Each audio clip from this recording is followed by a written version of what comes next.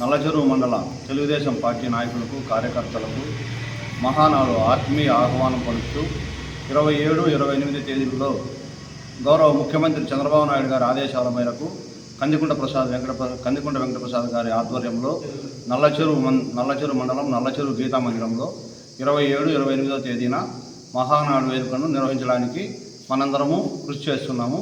ఈ కార్యక్రమానికి నల్లచెరువు మండలానికి చెందిన తెలుగుదేశం నాయకులు, కార్యకర్తలు మరియు ఎన్టీఆర్ అభిమానులు, ప్రజలు అందరూ పాల్గొని ఈ కార్యక్రమాన్ని విజయవంతం చేయవలసిందిగా కోరుతున్నాను.